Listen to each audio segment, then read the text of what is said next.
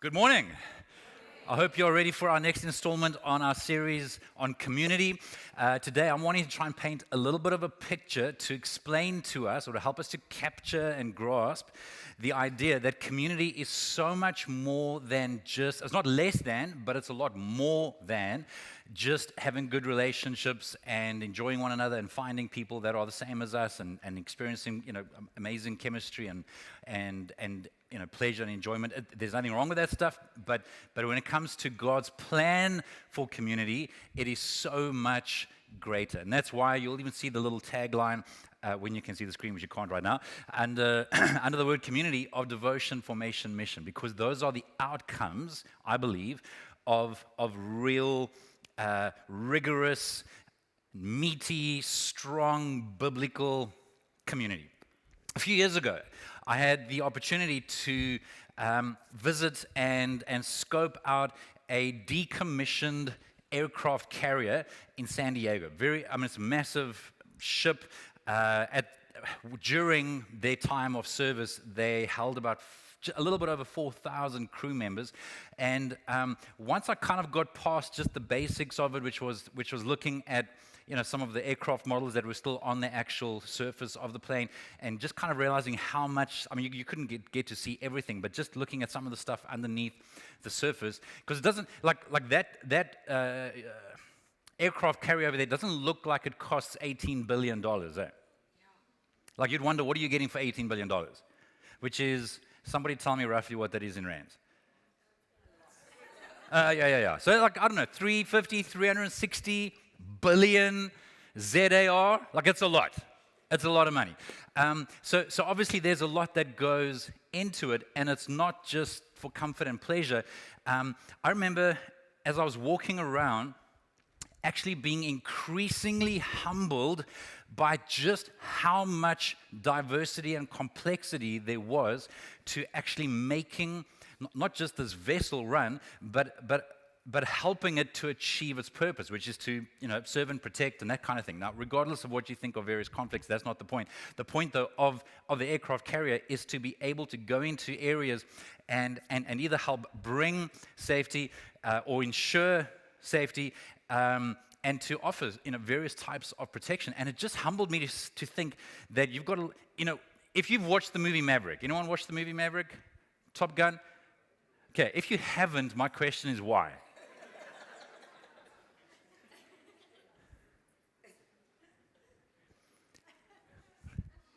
It's just a cool movie. It's not going to win any awards, but it's a cool movie. There's some elements to this movie that are really interesting to watch. But anyway, in the movie, as is often the case, you'll have a few characters, a few personalities that are the top dogs. They're the charismatic, they're the cool, they're the pilots, they're the guys that get stuff done. But you're looking at a handful or a couple of handfuls of personalities there, but it actually takes thousands of people to actually make this thing happen.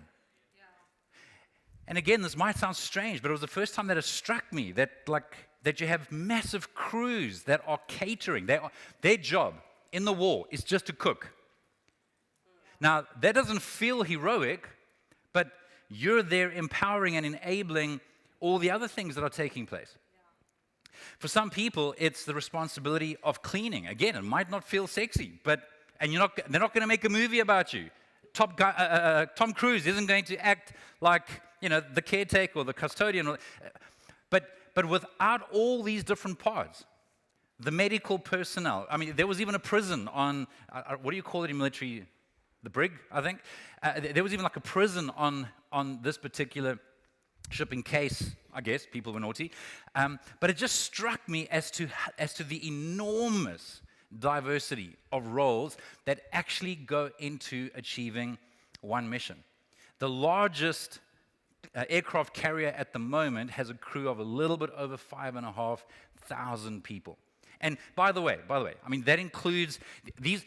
That they would have apparently hundreds of categories. These are just a few examples that then have tons and tons of members. Aviation, engineering, navigation, operations, medical, communications, security, logistics, administration, catering, cleaning, leading, pilots. Just the flight deck crew. Now, by the way, the largest aircraft carrier, which has just been launched recently, which is the one that cost $18 billion, which included R&D. It's the largest vessel of its type, and it can basically facilitate 90 aircraft. Now, not all 90 aircraft are being used at the same time, but think about that ratio, right? Thousands of crew members, $18 billion, and it can only, at the most, facilitate 90 aircraft. Yet, if you think about just some of the roles that go into the flight deck crew, so this isn't all the other categories we're talking about. I mean, some of these things I've never even heard of, but anyway. Catapult and arresting gear crew, visual landing aid electrician. I suppose you want him to know what he's doing. Air wing maintainer, you want him to know what he's doing. Air wing quality controller, cargo handler, ground support equipment troubleshooter, hook runner, photographer's mate. Sam, they got photographers. Helicopter landing signal enlisted personnel, ordnance handler, crash and salvage crew, just in case. Explosive ordnance disposal, firefighter and damage control party, aviation fuel handler, trainee plane handler, chocks and chains, don't know what that is, entry-level flight deck workers, aircraft elevator operator, tractor driver, messengers and phone talker, air wing... Guys, there's a list, and this is just one category. It takes all of these different roles to actually help facilitate this one single aircraft carrier achieving its mission. If you have 4,500 to 5,500 crewmen, they all have a very specific and valuable role to play. It might not, in fact, most of them are not going to have a prominent role to play, but they have a valuable role to play. Now, you compare something like that, an aircraft carrier, to a cruise liner. Some of you would be familiar with the Icon of the Seas, which was launched, I think, at the beginning of last year, the largest cruise liner and most luxurious cruise liner ever built in history. Altogether, it seems like it can facilitate a little under 10,000 people altogether. Now, the ratio, though, I want you to pay attention, right? So on an aircraft carrier, if they're 4,500 or 5,500 people, every single person has an important role to play. However, on a cruise ship, the ratio is a little over 7,500 passengers and just over 2,000 crew members. So that means that a little over 20% are serving and facilitating and making it happen for a little under 80%. And the purpose is very different. So it's a little bit different to the aircraft carrier, where the categories of roles being served are food and beverage service on a different level. So they would have waiters, bartenders, chefs, dining room staff. Like, I don't think you have bartenders on the cruise line. Anyway, guest services, guest relations officers, concierge staff, because they want to make sure that you're having a great time. Entertainment, singers, dancers, comedians, activity leaders, cabin services, people that help maintain the rooms and make sure that they're clean. Retail operations. So you would have, basically you've got monster malls on that cruise ship that you can go shopping at. Nothing wrong with a cruise ship. Nothing wrong with having all of that stuff available. But the purpose is very, very different. The purpose on a cruise ship is more along the lines of entertainment and fun and hopefully some rest and relaxation. The purpose is different. Now, my idea, I'm sure, is pretty obvious to most of you. The question, of course, is whether or not God's plan is for the church, the capital C church, and all of the little expressions, of which we're one of millions of expressions of local churches around the world, whether or not it is meant to look more like a cruise ship or more like an aircraft carrier. Are 20% of people meant to be doing 100% of the purpose and mission, or is 100% in an ideal world? Is God's plan for 100% of people to be playing their role, playing their part? Is the primary purpose that of entertainment and rest and relaxation, or is there an actual mission? Now, I would argue that the church is meant to look a lot more from a purpose and principle point of view, like an aircraft carrier, than a cruise ship. Now, that's not to say that there isn't a place for everybody. That's not to say that there isn't a place for the wounded or for the broken or for the recovering. In fact, the church absolutely must include that. An aircraft carrier would have medical facilities. There would be, I would imagine, huge medical personnel that are helping people that have been hurt to recover. I want to emphasize the purpose of a hospital, The purpose of a rehab center, the purpose of an outpatient physiotherapy center is to help the person recover as best as possible or as close as possible to what they're capable of. If you are running an offsite physiotherapy rehab center and someone that came 20 years ago is no more able to move the affected muscles or the affected parts of the body, either you're going to get fired or the entire organization has to review the strategy, or you're going to have had an honest conversation a very long time ago, probably 19 years ago, with the person saying, there isn't actually anything more we can do for you. There are things that only you can do. There are certain exercises, certain stretches, there's going to be some pain and some resistance that you're going to have to endure to actually strengthen that part of your body.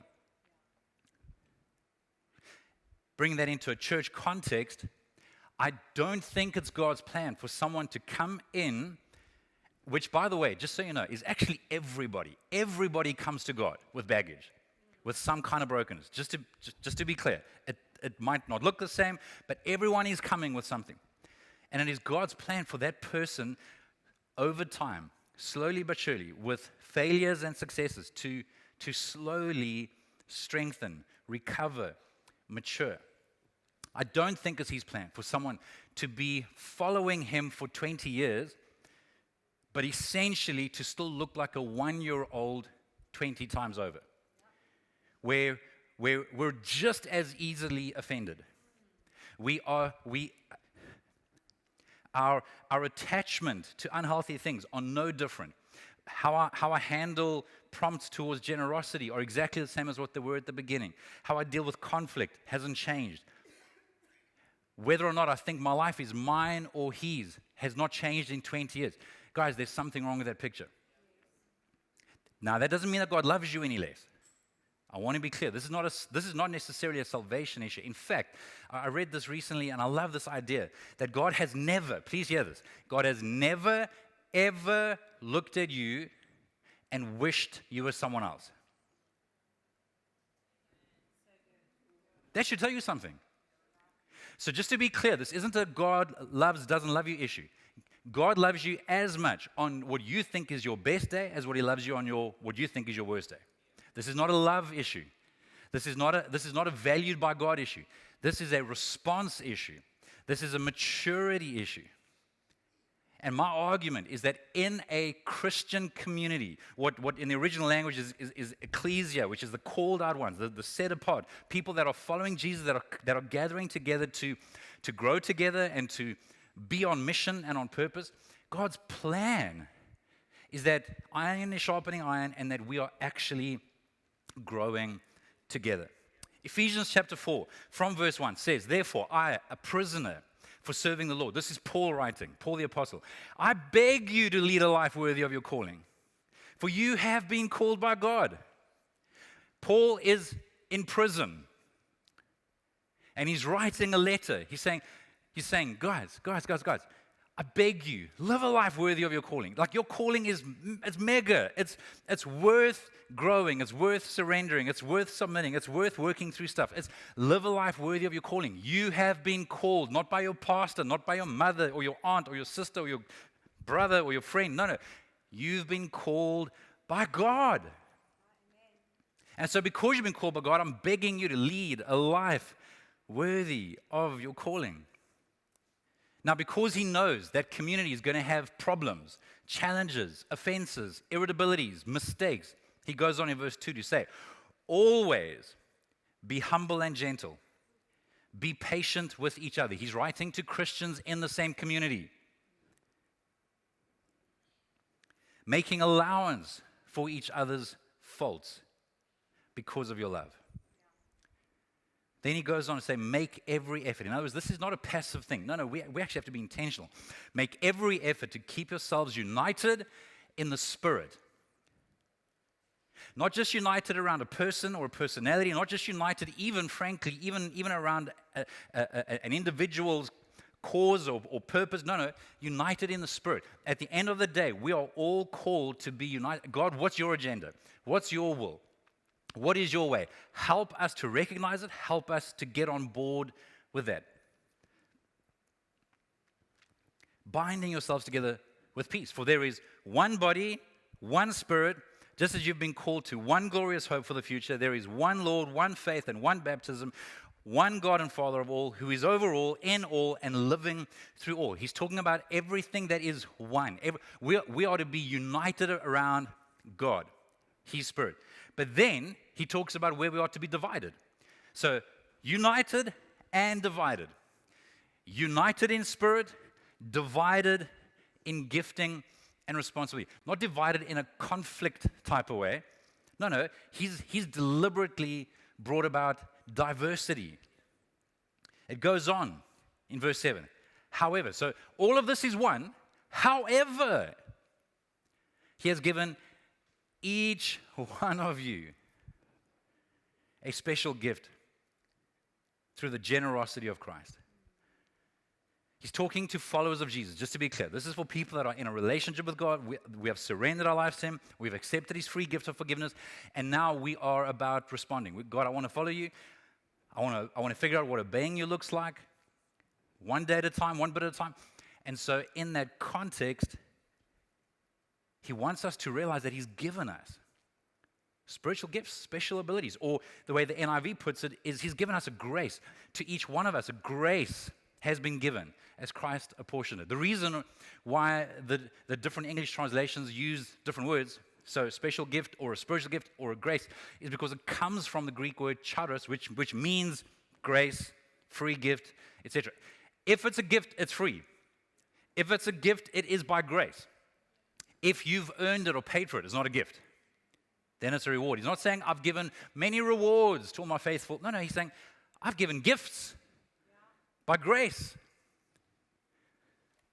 The only question amongst followers of Jesus is whether or not we're stewarding those or if we're squandering them.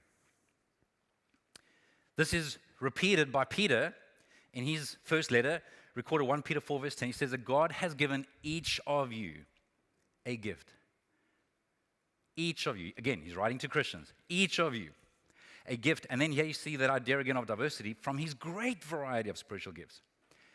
And then the challenge, use them well to serve one another. Your gifts are not to improve your life. Your gifts are not to make yourself look prettier or more impressive or to get more followers. No. Your gifts are there to serve one another. Here's the bottom line. As each part does its part, it helps the other parts grow. As each part does its part, it helps the other parts grow, which means that in any local church, and frankly, even in the capital C church, the global church, anytime people are not playing their part, well, there's going to be deficiency, right? Yeah. It makes sense. Whenever people are not growing and maturing and recognizing what God has enabled them and empowered them to do, the work that He's doing in their heart, whenever we're not playing the part that God wants us to play, it means that there are going to be gaps. There are going to be deficiencies. Paul goes on in Ephesians chapter 4, verse 11 to say, now these are the gifts that Christ gave to the church, the apostles, prophets, evangelists, and the pastors and teachers. Now, just so you know, some scholars argue, and it makes sense to me, that in many cases, the office of the prophet, the apostle, and the evangelist is probably, in many cases, to serve the broader church. Whereas in most cases, probably, they argue, pastors and teachers are to serve local churches. And some argue that actually pastors and teachers are actually meant to be like a double-barrel term. So pastor teachers. That's not the point. Here's the point. Their responsibility is to equip God's people to do His work and build up the church, the body of Christ. That's their responsibility. Their responsibility is not to be a one-man show. It's not to be. So yes, we structure Sundays in such a way that it seems to separate people on stage from people that are attending and perhaps spectating. But that's why we have to broaden our definition of church to something so far beyond this short, small gathering. He's saying that the responsibility of local church leaders is ultimately not to do all the work, because they can't. That's impossible. In fact, the moment we think that one person can do all the work, we have made God's mission so small. We have watered it down to a bite-sized, human-sized mission, and God's like, it's way bigger than that. It is way bigger than one person. It's way bigger than one personality. It's way bigger than one church. It's way bigger than one denomination. It is global. 1 Peter 3:9 says that he doesn't want anyone to perish. He wants all people to be saved. It is a big mission, and so the only way to even come close to achieving that is to equip God's people to do God's work. Okay, some of you are looking like you're on a cruise ship right now. And you're like, I'm waiting for the nice boat. Guys, if you are a follower of Jesus, you are invited to live a life that actually makes a difference, to live a life on purpose. He goes on, verse 13. I mean, please, I'm hoping you're seeing how this is building onto each other. This will continue. This equipping will continue. People using their gifts and exercising and trying and failing will continue until we all come to such unity in our faith and knowledge of God's Son that we will be mature in the Lord, measuring up to the full and complete standard of Christ. That is our burden. That is our goal. That's why that verse, the one I've just read, is literally on the wall. That it would lift up our vision, that it would broaden our vision towards, yes, I want to be loved, I want to relate, I want to connect. There's nothing wrong with enjoying living on purpose for God. But to never make an idol out of what I'm getting out of something as opposed to, no, God, I want to be mature. We want to be mature. And the only way for us to be mature is to play our parts.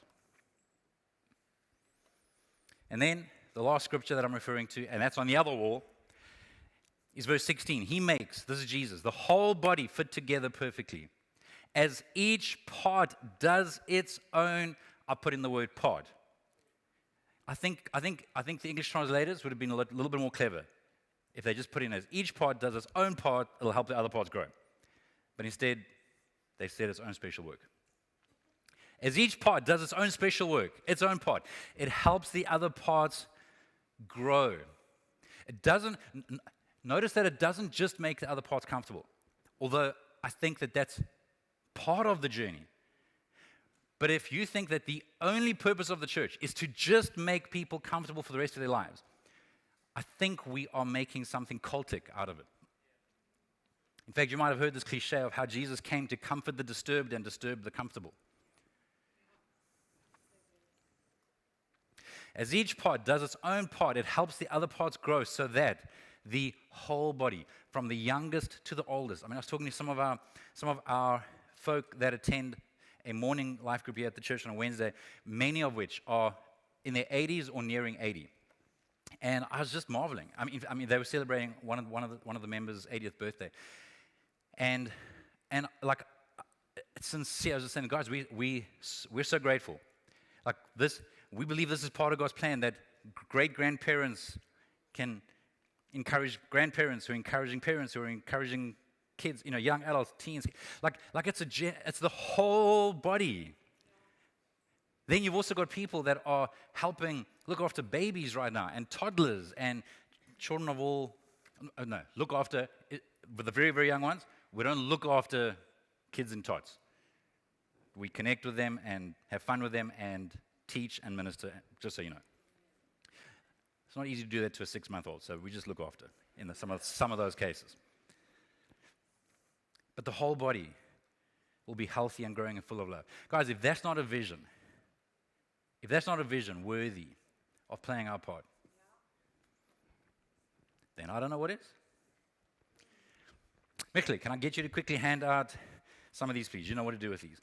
I'm sure you guys have been annoyed by this thing that's standing next to me, and I'm sure many of you would already have an idea as to the symbolism of it. But part of the reason why we agreed and really resonated with this design for the theme for the year is because, for a couple of reasons. First of all, I really like it that the colors are nuanced, which I think almost like speaks to a type of diversity and trying to remember the word I used in the first service. Mosaic, like a type of mosaic as well, where different colors and then different shapes come in to actually make this thing what it's meant to be. And that is such a meaningful representation of what the church is meant to be. The church has different shapes, which is you, it's people. People have different shapes, different gifts, different personalities, different experiences, different passions, different burdens. But together, it's meant to create His church, His body. Now, just to be clear, the leader of a church is not the top piece over here. That's Jesus. The Bible tells us clearly that Jesus is the head of His church.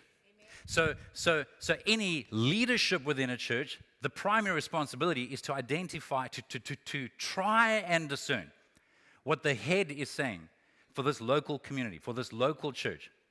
And trying to discern, in spite of our own preferences, our own prejudices, our own subjectivity, to actually try and discern, God, what is your agenda? Help us to identify it and to get onto your agenda. Help us to recognize your burdens for the season, your vision for the season, your goals for the season, and help us to strategize accordingly. Who are you wanting us to equip? How are you wanting us to equip them? But just to be clear, this piece is not the main kunane of a church. It's Jesus. And any time this is a person, we've got a problem. So, can I ask very quickly, those of you that were given the pieces, can I ask you to come up onto the stage by yourself? Like 4 times speed, hurry up, hurry up, hurry up, hurry up. See if you can find a spot on the little image here to fit your piece into, please, if you don't mind. Thank you, Joy. For anyone looking for a world-class #1 driving school teacher in the world, you've got Joy over here. Amazing.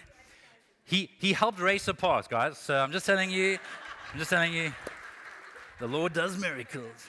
No, I think there are tons of people actually in our church that have been.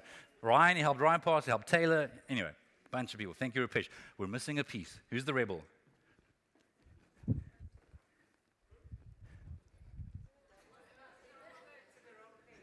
Oh, okay. Thank you. That'll preach. It's in the wrong place. No jokes. You know how often people are competing for the same piece that God has called them to do. And so what happens is, I mean, guys, let's be honest. We're being kind. We're being very kind. We're being very kind. They're just having been like 5 missing pieces, right? I think that just preaches better. So let's actually leave that there. I've been reflecting on this question. I've been wondering about this for a long time. When I say long, I don't mean like a few weeks. I mean a long time. This chapter, Ephesians chapter 4, has over the last, I don't know if it's the last year or 2 or 3, but it has become quite a foundational and formational passage for me as it relates to, especially these first 16 verses, as it relates to what I think God wants the church to look like. From a unity point of view, not in and that unity not being just weak and sweet and just looking pretty, but actually being strong and having sinew to it and having the capacity to carry weight. And so the question I've been wondering about for a long time, and I don't have a perfect answer, just so you know, is, I guess it's what happens when all the many parts of the body that God has gifted and called don't play their part.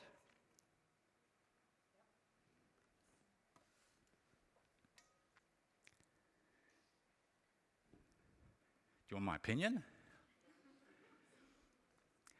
I think the church is hurt. I think it's weak. I think it's immature.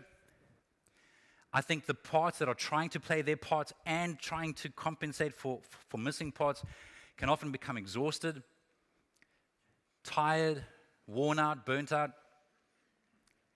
Now, this could sound like I have some particular agenda in mind. I actually don't. Just so you know, like I don't have like we need to fill 7 spots here and 20. I actually have none of that.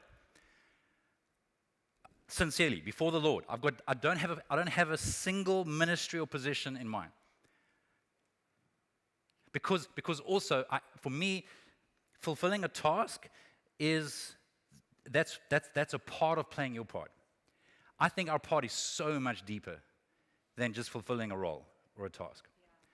I am so grateful that people have played their role, their part over the years, over the last now nearly 30 years of having conversations, asking questions, challenging me, inviting me to do something or to stretch or to take on a role.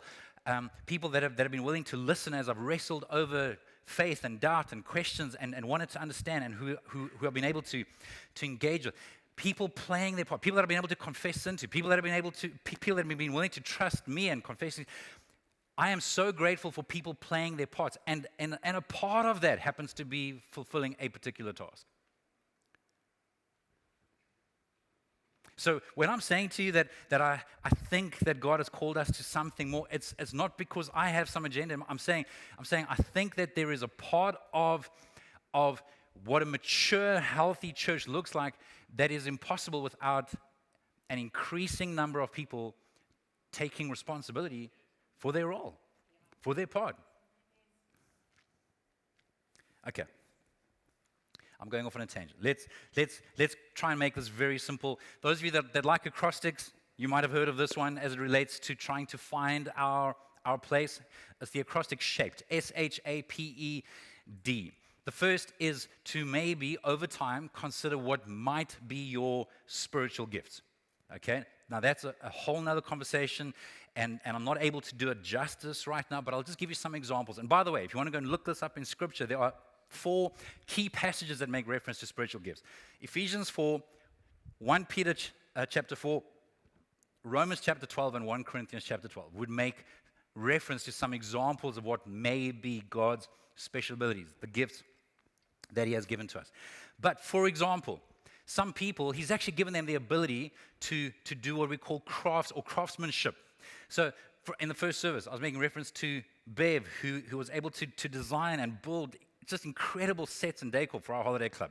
And Shane, who was able to help build certain things for the Christmas pick. Like these are the people that helped actually quite literally design and build the church. These are examples of craftsmanship. There are people that have an ability to communicate effectively. Like they're not just well-trained communicators, they actually have the ability to help create, so someone designed this. That's creative communication. People that are able to create some of the videos that get used and that are able to put creative elements towards things that are communicated.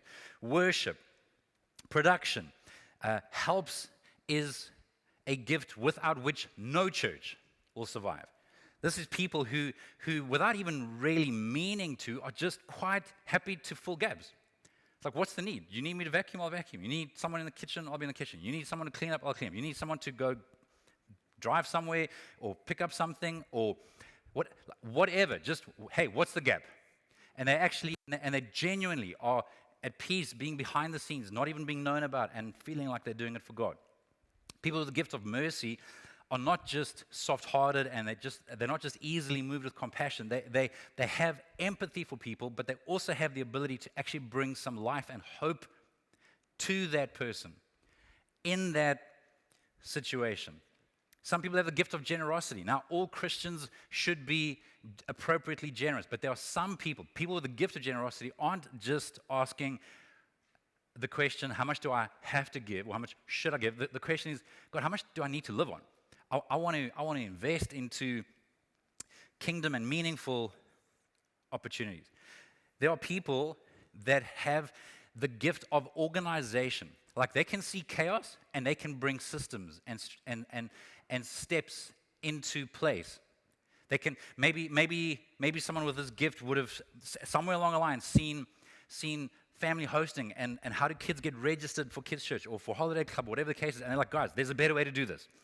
Let's bring some order here. Let's make sure that it's as comfortable and easy and pain-free as possible, especially for new people that are coming up. They're constantly finding ways to better serve people. Even though they might be focused on a task, they're trying to identify how can we best serve people through this task. Intercession, teaching, hospitality, all kinds of examples. That's not an exhaustive list. It's just a couple of examples. The H is for heart. In other words, our passion or burdens, our areas of concern. Somewhere along the line, this will answer the where question in terms of like, where are you wanting to use your organizational gift? Where are you wanting to use your mercy gift? Where are you wanting to use your teaching gift or your shepherding gift? So that could be with people in a particular stage of life, or helping make Sundays happen, or justice and compassion. Abilities, A is for abilities, which is kind of also looking at what are some of just the strengths that you have, just the abilities that you have to just add value. Now, you might be saying, how do I know if it's just an ability or if it's an actual gift? And pretty much my answer to every question you would have is start somewhere. Yeah. Like, try stuff. And then reflect, ask people for feedback, etc. I also think that another really helpful word for A would be availability, and that meaning to actually consider your stage of life, your season. A single mother of 4 young kids is going to have a very different type of availability to a single young adult, or to someone that's retired, or empty nesters, or whatever the case is. It's just going to be different. And so that's why you don't want to compare. You want to say, God, the most important question is, God, what do you want? What does obedience look like? And so I would even go so far as to say that we should be considering faithfulness more than fruitfulness.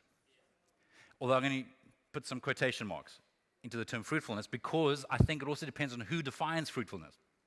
Am I defining fruitfulness, or is God defining fruitfulness? Because if it's me, it's always going to be bigger, better, up and to the right. If it's God, it might be Joseph being hidden as a slave and then a prisoner for 13 years while he's being formed, and while he is exercising diligence and stewardship and integrity in those different environments, until one day some of the fruit pops through the surface. So the metric should be faithfulness. The metric should be obedience. God, I want to help me to trust you, help me to obey you. It's going to look different for different people. So please don't just let it be about tangible and quick outcomes. It's, God, what is your will? The P's for personality. Again, we could spend ages on each of these things, but over time, it helps you to, the more experience you get, to say, okay, am I drained by being with people, or am I energized by being with people? Do I thrive in structure, or do I feel quenched and like strangled by structure? I need like just give me some fresh air. Just let me, like, tell me the big one and give me freedom. These are parts of our personality. Structured, unstructured, being people-oriented or more task-oriented, whether you are more on the introverted side or more on the extroverted side, or somewhere in between. These are not right and wrong, good and bad. These are parts of our personality which over time might be important to recognize or to consider when it comes to narrowing the focus as you have more and more experience, which is the E, your experiences. Now, those are experiences both in terms of actually serving and ministering and trying stuff, but also experiences in terms of stuff that's happened to you.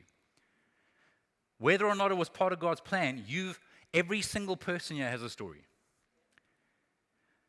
In fact, there's hardly a week that goes by that I don't hear of something or listen to someone and just think, yes, everyone's got a story. And in many cases, I can tell you that wasn't God's original plan. But I can also tell you that God doesn't want to waste the pain. God doesn't want to waste failure. God doesn't want to waste abuse and suffering. And so there may be a way for that experience and the lessons learned, or where you eventually broke through to a sense of peace and reassurance of God, that maybe you can pass on to someone else. Our experiences matter. And then lastly, the D, perhaps the most important, just flipping do something. Just start somewhere. The reason I say that is because I think it's tempting for a lot of Christians to want to, for for the next 47 years while they're waiting for God to speak, like the clouds, okay, I'm being facetious, but for the clouds to part, for the voice to boom, and God's like, no, just start somewhere. I direct a moving ship. If you're not willing to help pick up that piece of paper that you're walking past, why am I going to tell you what my plan for your life is? And I remember one other author talking about, many years ago, talking about how one of the greatest obstacles to, I think he was referring especially to young people, discovering God's will for their lives was their unwillingness to pay attention to God's will for today. In fact, to quote him, he went on to say he actually thinks that too many Christians make an idol out of God's will for my life instead of actually focusing. And so then we're actually not faithful and diligent today. And he's like, just start with today. That's why if you're a young person, your homework matters. Your chores matter. How you treat people matters. If you're an older person, your responsibilities matter. Your work matters. Even paying your tax matters. You know, I don't know. I mean, maybe not that one, but no, I'm joking. Because it's all part of developing character, developing us. I can't help wondering if God, okay, let's put it this way. I don't think that God would have been able to trust Joseph as the prime minister, so trust him to obey him as prime minister if he wasn't willing to obey him in Potiphar's house or in the prison. It is because he was able to develop that faithfulness muscle, that integrity muscle. I mean, when Potiphar's wife came on to him, no one, to our knowledge, no one was around. Guys, he had integrity when no one would have known. Like if someone had the right to have a victim mentality, like you know what, I deserve a little bit of fun or whatever, it would have been Joseph. My point being that when I talk about doing something, I'm like, just what's in front of you? In your personal life, at school, at work, whatever the case, in the community, and also yes, at church. Like if you have the opportunity to serve somewhere, to join a team, why wouldn't you want to? I mean, if your stage of life and your availability allows. See, I'm so cautious as to how I say these things because it can so easily be interpreted as manipulation, and I can't convince you that I don't have an agenda, but I would say, I can only speak from my own experience, that trying to do the next right thing in front of me over time led to the next thing and the next thing, and to a point where eventually I was like, okay, God, I actually think this is your will for my life. For what it's worth, I was working for a church full-time for 5 years before I came to a peace that maybe this wasn't an accident. God, maybe this was actually your will. But I got there, for me, my personality, by just trying to be diligent with the next thing. Let's just be faithful. So maybe for you the next step is to actually fill out a Connect card. Maybe it is to show interest in finding out a little bit more about how you can support or join a team. Or maybe it's getting connected to a group, or maybe you're at a group already, but you're one of those people that don't want to contribute at all, and maybe you're robbing your group from hearing your experience or your thoughts. Let me get you to stand. I want to remind you that as each part does its part, it helps the other parts grow. Literally, if I just think about the last week, like the last 7 and a bit days, I think back to what happened last Sunday morning and people playing different roles. But in particular, I think of what I believe was Sue's obedience in what she shared on forgiveness, and I, in my opinion, God used that moment, a moment that was facilitated, to do a work in people's hearts that I've seldom seen done. Like I've heard so many particular stories from different people. I'm like, I've preached on forgiveness before. Sue was obedient and faithful. God was able to use that and did something in people's lives. That afternoon, we had a long meeting with our board. I'm so grateful for reliable, integrous people that are willing to help protect the church and try and discern together for what's next. That was a blessing to me. We had moments this week of pain and grief and just stuff that we had to process. And then in between it was interjected with a prayer meeting on Tuesday night with people that wanted to come out and intercede on other people's behalf. Or on Friday, Sue and I managed to spend some time with a retired pastoral couple that just encouraged us so much with just their own story and their own experiences. And it would just, for me, it was just life-giving. Like I walked away just having been fed. I think of the many different people that would have contributed towards Legacy Learners this week and helping facilitate life groups or serve at life groups or make a meal for life groups. I think of Quinton and Debbie Pillay, who brought the most amazing curry to life group on Thursday night. It blessed my soul. It was dripping with awesome sauce. That's a contribution. And they weren't asked, by the way. They contacted us beforehand, the day before, saying, hey, please can we bring dinner? And it blessed us. I think of people that would have served in different capacities at Nova Junior and Nova on Friday, and people that have been generous this week in terms of how they partner with the church financially, as well as giving towards Stand Camp, as well as giving towards the vision offering. Like it encourages me. I'm saying these are literal things that have come in this week where I'm encouraged that people are playing their part. As each part does its part, it helps the other parts grow. So here's the question. What is your part that God has graced you to play in this season? What is your part? Not somebody else's. You don't have to overfunction. You don't have to fill every gap. What is your part that God has called you to play in this season?